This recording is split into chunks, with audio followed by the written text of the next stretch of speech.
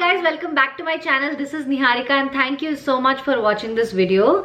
This is another questionnaire, not about myself, not about anything, but about my moving experience, abroad experience. Asalu nenu ikkada em chestunna, ela undi, why did I choose Canada and all of that.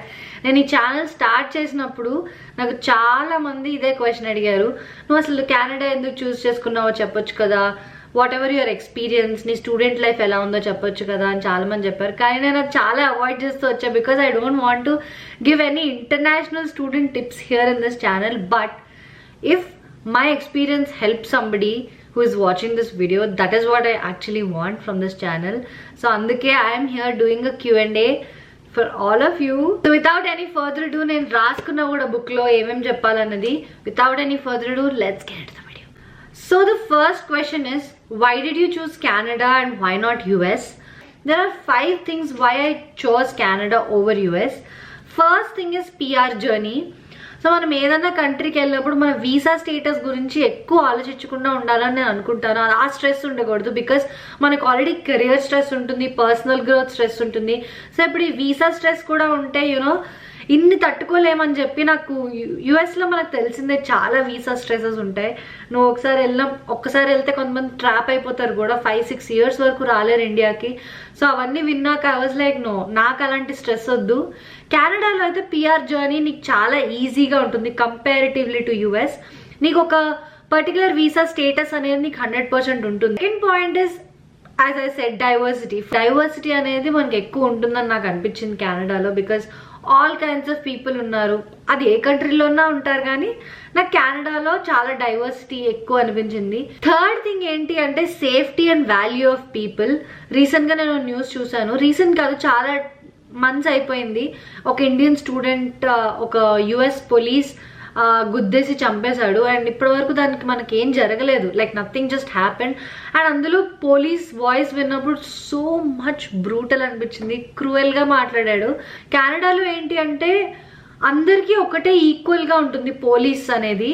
Like నువ్వు వేరే country నుంచి వచ్చావా, నువ్వు మా country వాళ్ళవా, ఇవన్నీ police వాళ్ళు అసలు చూడరు. ఒక మనిషివా కాదా హ్యూమన్ బేసిస్ మీద చూస్తారు. కానీ యుఎస్కి వెళ్ళినప్పుడు నేను పోలీస్ని అప్రోచ్ అయితే he was so rude to me. So I was like, నువ్వు పోలీస్ కదా, you have to like save all of us, but నువ్వే మాతో రూడ్గా ఉంటే ఎలాగా అనిపించింది. But comparatively in Canada I always felt valued. నాకు ఇక్కడ నేను పోలీస్ని అప్రోచ్ అయితే సిటిజన్ ఎలాగైతే చూస్తారో నన్ను కూడా అలానే చూస్తారు పోలీస్. అండ్ ఆల్సో చాలా రెస్పెక్ట్ ఇస్తారు. బేసికలీ ఇక్కడ చాలా రెస్పెక్ట్ ఎక్కువ ఒక పర్సన్కి ఇంకో పర్సన్కి. కెనడాలో ఒక మీమ్ కూడా ఉందన్నమాట, లైక్ థ్యాంక్ యూ అని ఎక్కువ చెప్తారని.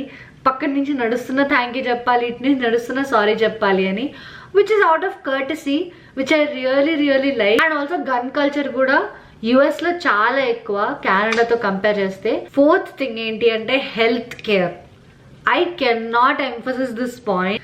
యుఎస్లో హెల్త్ కేర్కి చాలా చాలా చాలా కాస్ట్లీ ఉంటుంది. అందుకే ఏం చేస్తారంటే స్టూడెంట్స్ ఇండియా వెళ్ళినప్పుడే అన్ని టెస్ట్లన్నీ చేయించుకుంటూ ఉంటారు. బట్ కెనడాలో హెల్త్ కేర్ అనేది ఫ్రీ. నేను ఎన్నిసార్లు హాస్పిటల్కి వెళ్ళానో $1 కూడా ఎప్పుడు పే చేయలేదు అనమాట, ఫ్రీ. అంతా ఇన్సూరెన్స్. నీ యూనివర్సిటీ, నువ్వు స్టూడెంట్ అయితే నీ యూనివర్సిటీ వాళ్ళు కవర్ చేస్తారు. అదే నువ్వు జాబ్ చేస్తుంటే నీ వర్క్ ప్లేస్ వాళ్ళు నీకు ఇన్సూరెన్స్ ఇస్తారు. అందుకంతే ట్యాక్సెస్ కూడా తీసుకుంటారు. ట్యాక్సెస్ అనేది నువ్వు ఏ కంట్రీలో ఉన్నా కట్టాలి. You cannot escape from taxes. And majorly మీరు స్టూడెంట్గా ఇక్కడికి వస్తున్నారు అంటే కెనడాలో you are allowed to work for 20 hours. అదే మీరు యూఎస్కి వెళ్తే you're not allowed to work. మీరు క్యాంపస్లోనే వర్క్ చేయొచ్చు. బయట వర్క్ చేయాలంటే ఇల్లీగల్గా వర్క్ చేస్తూ ఉండాలి. I hope I covered all the points. మీకు ఏదైనా పాయింట్స్ ఉంటే మీరు కమెంట్ బాక్స్లో కమెంట్ చేసి చెప్పండి. So next question is masters versus PGDM. Why did you do PGDM? నా కోర్స్కి నేను బీబీఏ చేశాను ఇండియాలో ఐబిఎస్లో. అండ్ ఆల్సో నా కోర్స్కి మాస్టర్స్ చేయాలన్న పెద్ద నాకైతే అనిపించలేదు. So for marketing and sales ఏంటి అంటే నీ రియల్ లైఫ్ ఎక్స్పీరియన్సెస్, నువ్వు హౌ యూ విల్ ట్యాకిల్ అనేది చాలా ఇంపార్టెంట్ రాదర్ దెన్ నీ బుక్ ఎడ్యుకేషన్ కంటే నాకు అనిపిస్తుంది. బికాజ్ నేను ఐబిఎస్లో చదువుకున్న దానికంటే నేను తర్వాత వర్క్ చేసిన 1 yearలో నేర్చుకున్నది చాలా చాలా ఎక్కువ.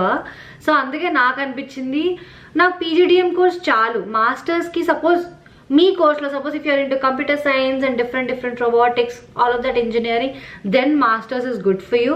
But for me, PGDM was the best choice and I don't regret that. Yeah, room and rent facilities.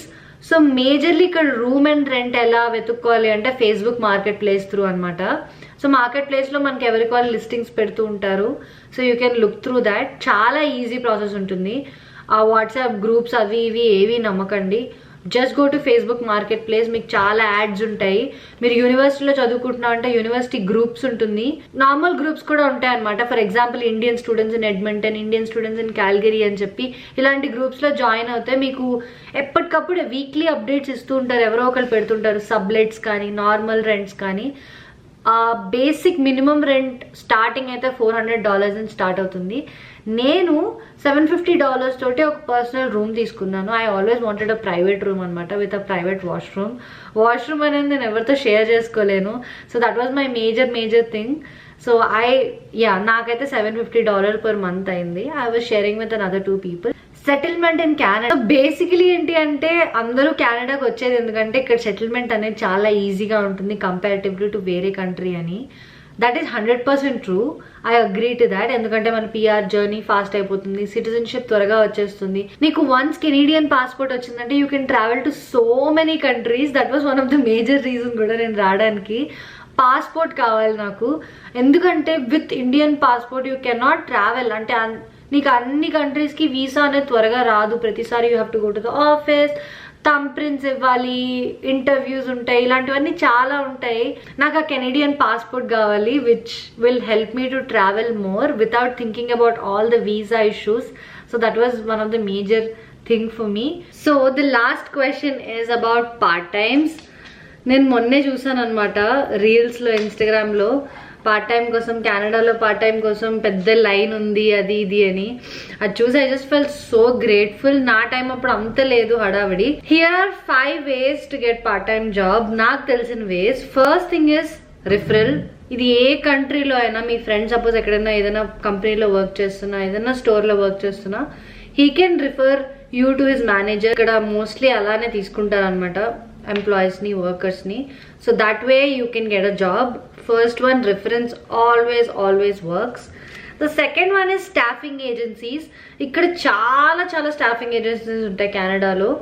నువ్వు గూగుల్లో if you search for staffing agencies in Canada నొక్కినప్పుడు, wherever your currently in, if you're in Manitoba, staffing agencies Manitoba అని నొక్కితే you will get so many in Google. Please call them, one day SIT down and call them. నేను first 2 jobs నాకు staffing agencies నుంచే వచ్చాయి. నేను వాళ్ళకి నా resume ఇచ్చి if you have any job నా క్వాలిఫికేషన్స్ తో ఉంటే ప్లీజ్ కాల్ మీ అని చెప్పాను. The next one is in person. Resume printout తీసుకొని ఒక్కొక్క స్టోర్కి వెళ్ళి ఇవ్వడం. Like when you meet them in person they know మీరెవరు అని తెలుస్తుంది. ఇలా చాలా మంది నా ఫ్రెండ్స్ కి జాబ్ వచ్చింది. థర్డ్ వన్ ఇస్ చెప్పేదే లింక్డ్ఇన్, గ్లాస్ డోర్, ఇండీడ్ అని. ఆనెస్ట్లీ ఐ థింక్ 100%లో ఓన్లీ 30% ఆఫ్ ద పీపుల్ కి లింక్డ్ఇన్ లో పార్ట్ టైం జాబ్స్ రావచ్చు, లింక్డ్ఇన్ నుంచి, ఇండీడ్ నుంచి. సో మోస్ట్లీ మీరు సపోజ్ స్టూడెంట్ కాండోస్ లో ఉంటే కనుక మీ సీనియర్స్ ని కానీ వీళ్ళని అడిగి you can get to know. ఆ సైడ్ నుంచి మీరు ఇండీడ్ లో వాళ్ళ రెఫరల్ నేమ్ పెట్టుకొని మీరు ఇండీడ్ లో అప్లై చేసినా మీకు వస్తుంది. సో నా ఫ్రెండ్ ఒక అమ్మాయికి జాబ్ వచ్చింది. తన స్టార్టింగ్ 1 month లోనే దానికి ఇండీడ్ నుంచే జాబ్ వచ్చింది. అండ్ ఆ 2 years she did the same part time job. That is very lucky. Kani, she worked hard for it. So ivi few ways to get a part-time job. Idi kaakunda there are so many different certifications anamata. Suppose security license అని ఉంటుంది. Security license exam రాస్తే మీకు చాలా jobs ఉంటాయి. Just sit down there and monitor లో చూడడం, ఇలాంటి jobs చాలా ఉంటాయి which are very easy. I think now there is a lot of competition for that as well. So Smart Serve license, security license మీరు ముందరే తెచ్చుకుంటే, smart serve ఏంటి అంటే ఫర్ వెయిట్రెస్ జాబ్స్ అనమాట. ఎందుకు వెయిట్రెస్ జాబ్స్ అంటున్నానంటే ఇక్కడ వెయిట్రెస్ జాబ్స్ కి చాలా మంచి టిప్స్ వస్తూ ఉంటాయి. So in that way you can save a lot of money and earn a lot of money as well. These are few ways of part-time jobs and these are few part-time jobs that I can suggest to you. But other than that, it's your luck. It's based on what you work on. So finally we are at the end of the video. I think చాలా long అయిపోయింది అనుకుంటా. మళ్ళీ ఇంకొన్ని questions ఉన్నాయి actually, అది వేరే వీడియోలో చేస్తాను. ఈ వీడియో చాలా లాంగ్ అయిపోయింది, చాలా బోర్ కూడా వస్తుంది చాలా మందికి. ఐ హోప్ ఇది కొంచెం ఇన్ఫర్మేటివ్గా ఉంది అని అనుకుంటున్నాను. If you have any more questions please comment down in the comment section below, or you can DM me on my Instagram. That's all for today's video, guys. Thank you so much for watching this video. Please like, share and subscribe to this channel. Thank you so much.